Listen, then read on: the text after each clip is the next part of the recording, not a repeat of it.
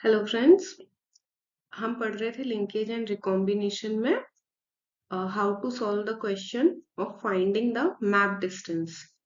और ये map distance हमें थ्री जीन्स के बीच में निकालना है। तो कैसे सॉल्व करना है हमने लास्ट वीडियो में डिस्कस किया था।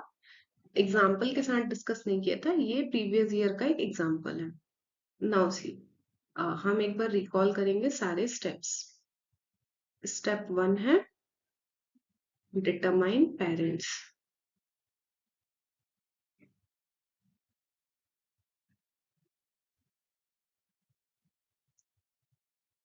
स्टेप 2 है find sequence.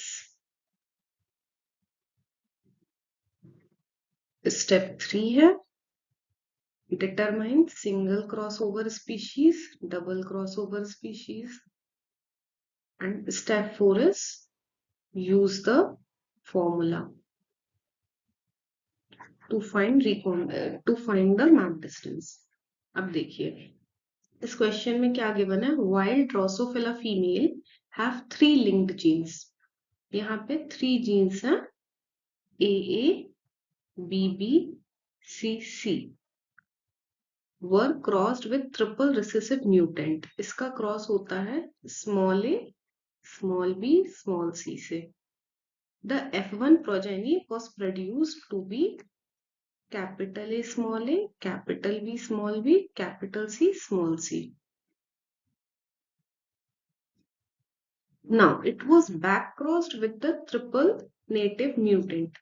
इसका हमने किया बैक क्रॉस। बैक क्रॉस क्या होता है हम काफी डिटेल्स में डिस्कस करेंगे।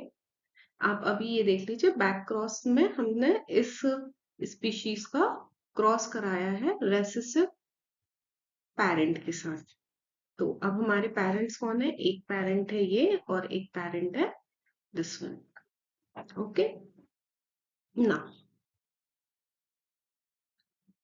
ये जो डेटा दिया है the cross over result of the progenies in F2 generation, F2 की जनरेशन की जो प्रोजेनीज हैं उनका डेटा दिया हुआ है out of 1000। Now, the order of gene determined from the above data was found to be A, B and C.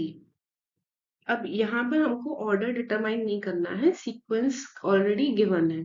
अगर given नहीं होता तो फिर हम वो डिटरमाइन करते। Now we have to find the distance between A and C।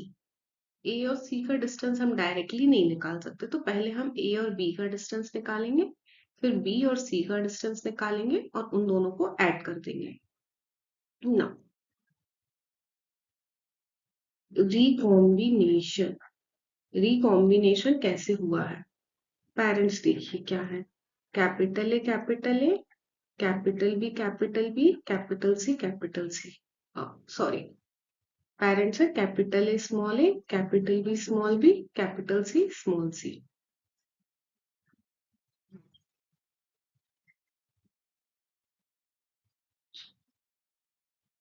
Sir delete that content.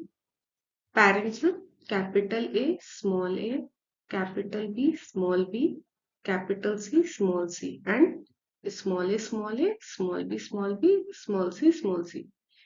ये double double इसलिए गिवन है क्योंकि ये पैरेंट के अंदर गिवन है, गैमेट की सीक्वेंस नहीं है, इट इज डिप्लॉयड सीक्वेंस।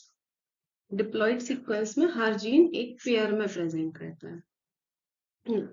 अगर क्रॉसिंग ओवर ए और बी के बीच में होती है, सबसे first case crossing over between A and B, और बी और सी के बीच में क्रॉसिंग ओवर नहीं रहेगी, तो प्रोजेनी क्या प्रोड्यूस होगी, capital A small B small B, small C and small A, capital B small C, capital C small C. This is when a single crossing over between A and B। ऐसी species हमें कौन सी दिख रही है, this one and this one. These are single crossover species of AB। Now, अगर crossover होता है B और C के बीच में तो क्या होगा,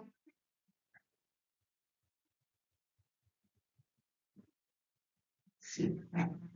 बी और सी के बीच में क्रॉसओवर हुआ है, ए और बी के बीच में क्रॉसओवर नहीं हुआ है, तो स्पीशीज होगी capital A, capital B, small C, small C, small A, small B, capital C, small C.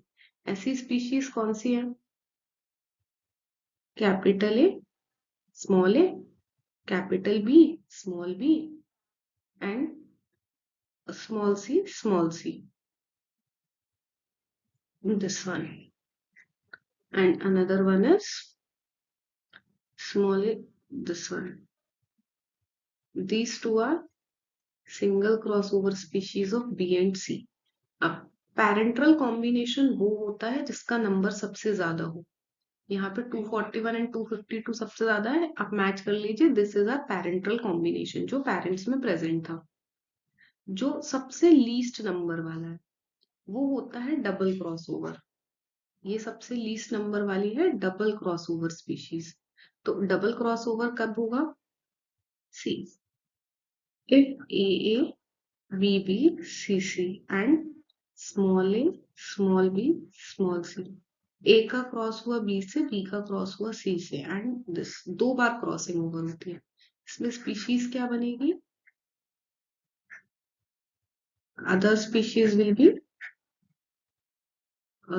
Small C. Double crossover में हमेशा सेंटर वाला जो सीक्वेंस, सेंटर वाला जो जीन है वो डिफरेंट होता है पेरेंट से, और फर्स्ट और लास्ट सेम होते हैं।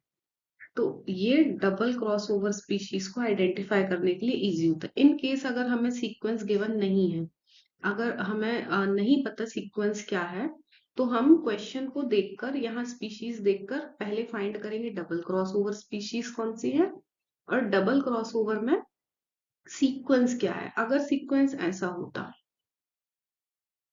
तो हम समझ सकते थे कि ये कॉम्बिनेशन ए, बी और सी का है, क्योंकि ये वाला जो डिफरेंट है वो हमेशा सेंटर में होता है डबल क्रॉसओवर में।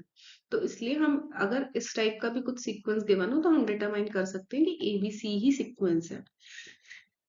आने वाले क्वेश्चंस में आपको पता चलेगा ये ना। हमें पता चल गया डबल क्रॉसओवर स्पीशीज कितनी है, सिंगल क्रॉसओवर स्पीशीज कितनी है।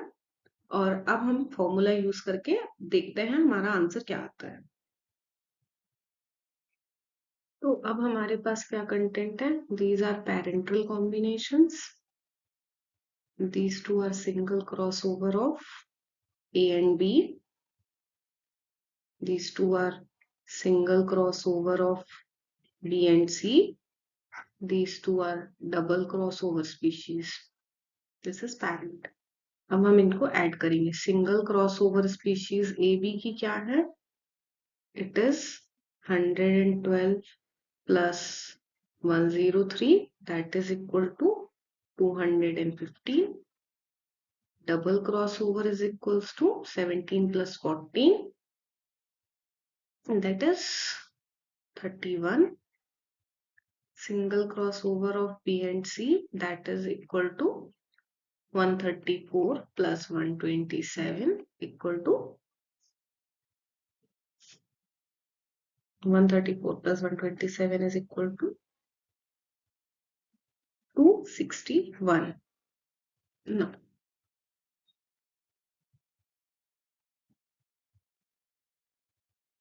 Map distance between A and B is equals to single crossover between A and B plus double crossover upon total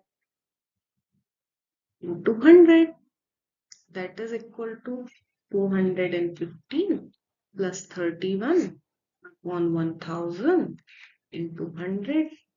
It comes out to be 246 into 100 upon 1000, that is 24.6 centimorgan. Now,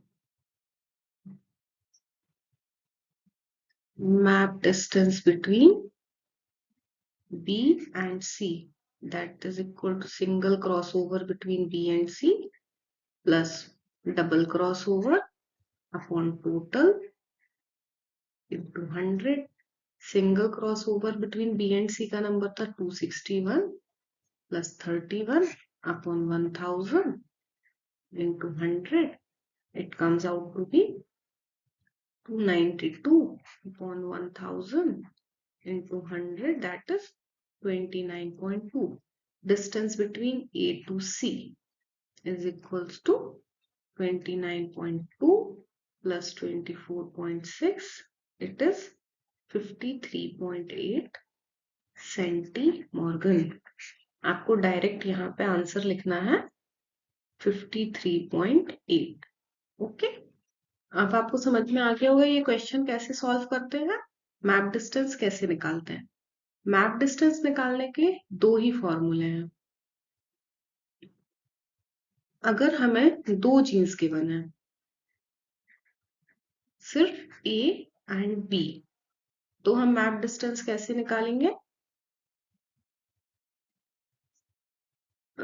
इसमें सिर्फ single crossing over होगी, दो jeans में double crossing over तो हो नहीं सकती है।